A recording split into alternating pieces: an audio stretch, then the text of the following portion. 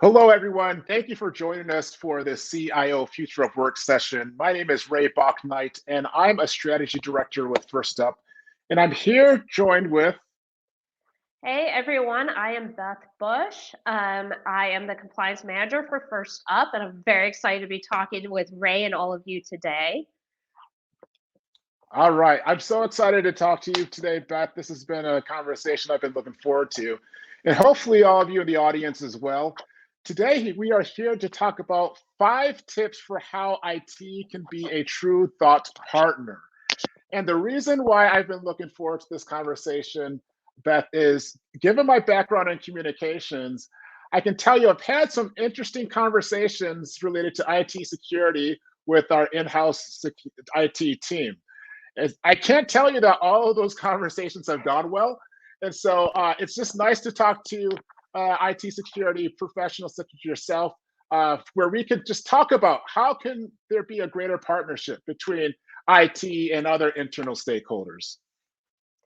Yeah, and that's a great conversation. I've had it many, many times. A lot of people look at security and IT as almost like the enemy or the people that, we're out to get you. And so they don't want to talk to us. And that's the last thing what we really want is we want to have that conversation with you. And we really want to educate and empower you to really feel like you are part of security. And you'll probably hear me say that a lot during this conversation about how security is everyone within an organization. And, we're excited to be able to share some of the tips and some of the strategies that we can help with that. Yeah. And let's jump right into that as far as what your tips are for our audience today. And to just be completely candid, and I was being kind when I said I've had interesting conversations with in-house IT. Quite honestly, sometimes they were very frustrating. Frustrating from the standpoint because at times I didn't feel like uh, the efforts that we are trying to make in the world of communications were being understood by the IT team.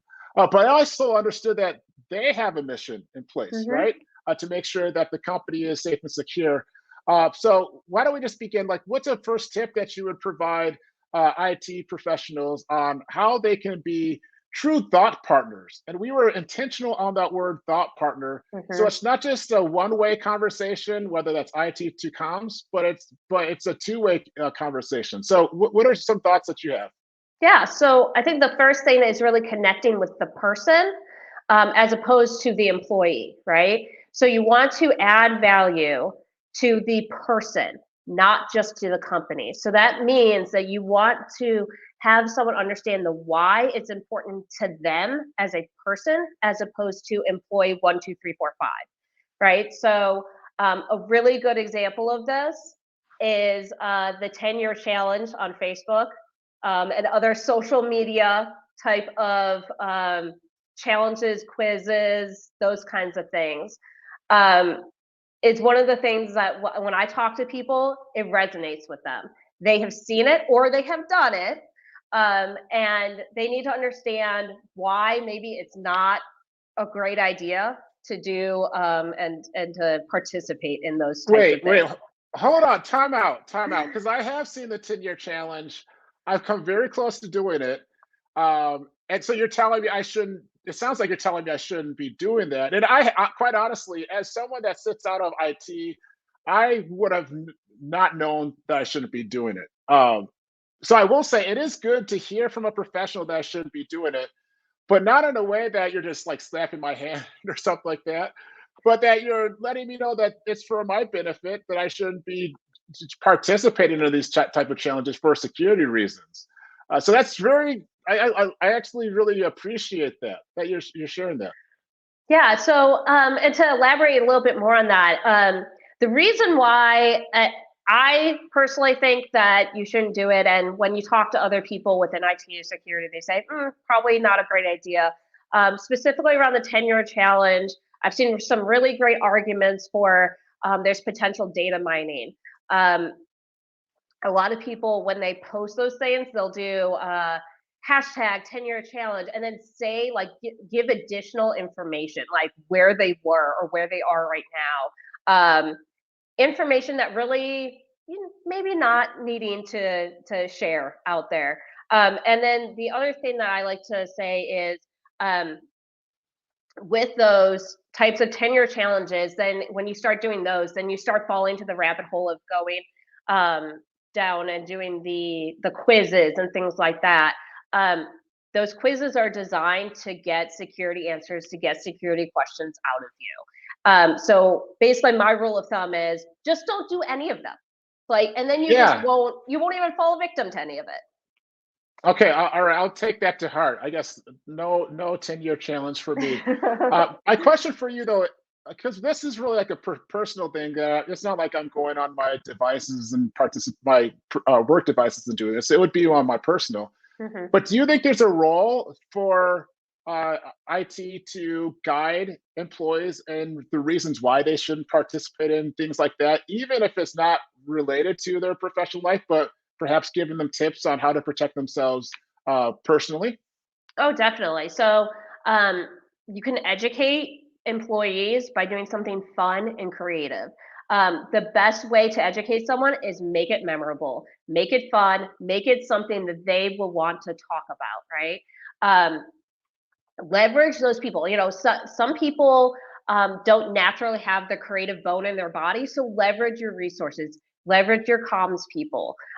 They are they know how to do these things and how to make it so it isn't just a wall of text or you should not do this. They know how to make it so it connects with people.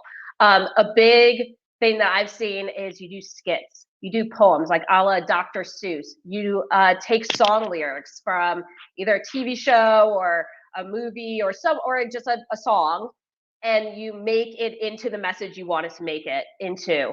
I've also seen something really cool where you take artwork, you make a piece of artwork, and it speaks to what you're trying to convey.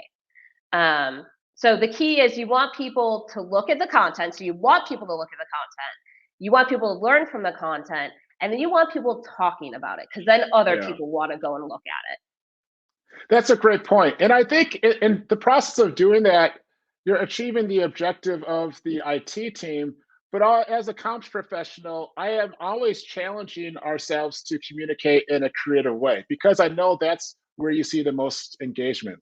And so going back to the point about partnership, that's where it is. It's a true partnership where the interests of a comms team or another internal stakeholder is being served, but also the interest of the IT team, and that the message is starting to get out.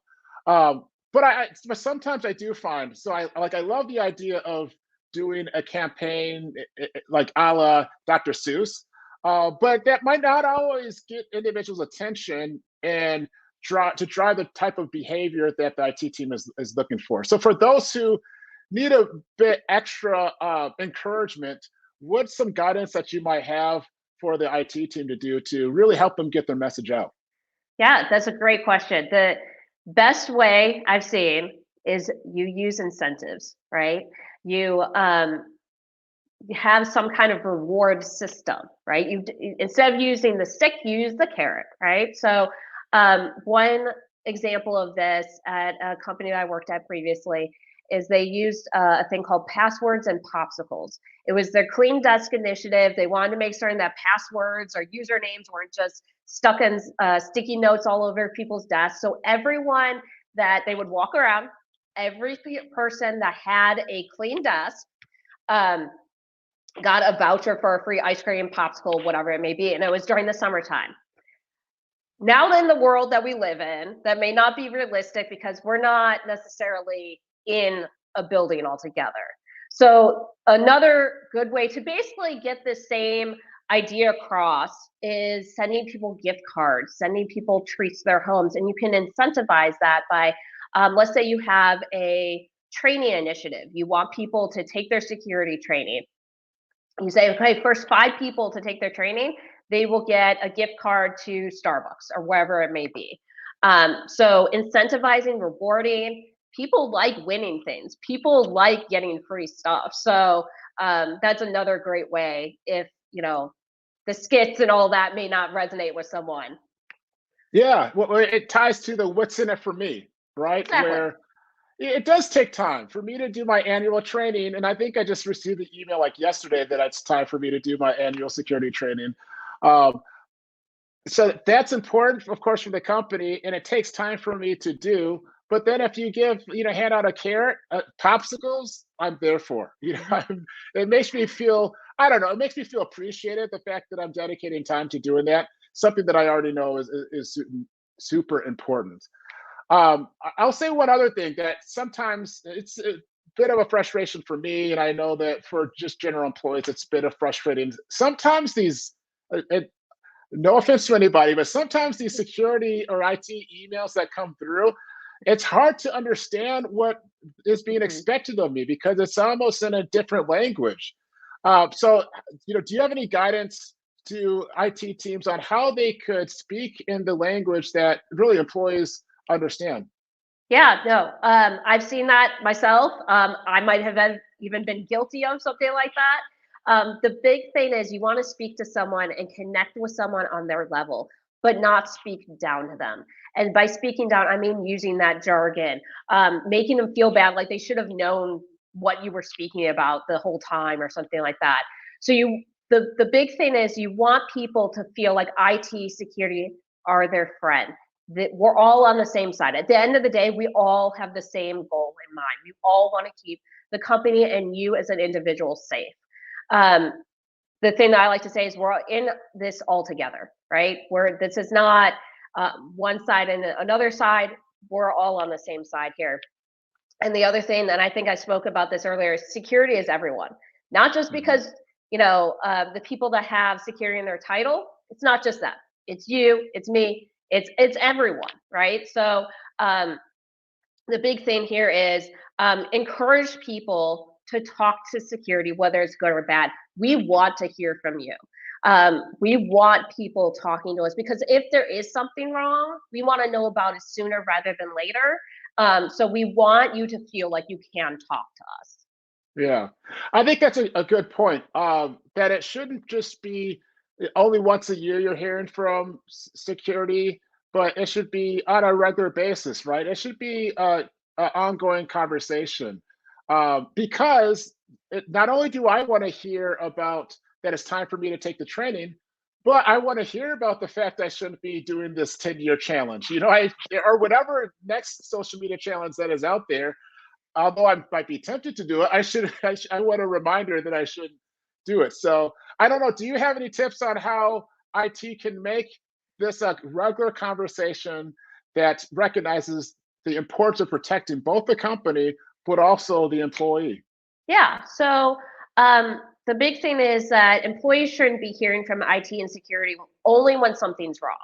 Um, I like to say have it maybe be a quarterly conversation.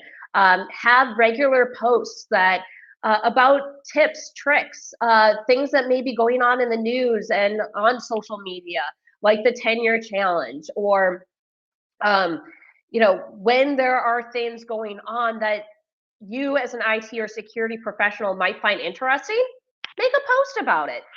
Maybe it may not hit with everyone. Maybe it might not be something that everyone's interested in, but it's making certain people know your face. They recognize you because when they do need to talk to someone, they need to know who they can go talk to because last thing you want is someone going, I don't know, maybe I go talk to this person. I don't know. And even if you have like a general group email, um, I find it really helpful when people know the person that they can talk to because one, they know there's a person behind that email. They know who they're talking to. And if they feel like, hey, I don't feel necessarily comfortable emailing that whole group, they can email or talk to that person individually, and then the person can direct them and say, yes, yes, yes, please go email, and then we can go investigate. Yep. So, really, it's that connection. Yes. Exactly. It ties back to that partnership of what a true partnership really looks like. Well, this has been a great conversation, Beth. Thank you so much for your time today. We want to offer a resource to our audience. If you go to this link that's at the bottom of the screen, then you can find a one-pager of the 5 tips that we discussed. And we want to say thank you for taking the time to join us today. And we look forward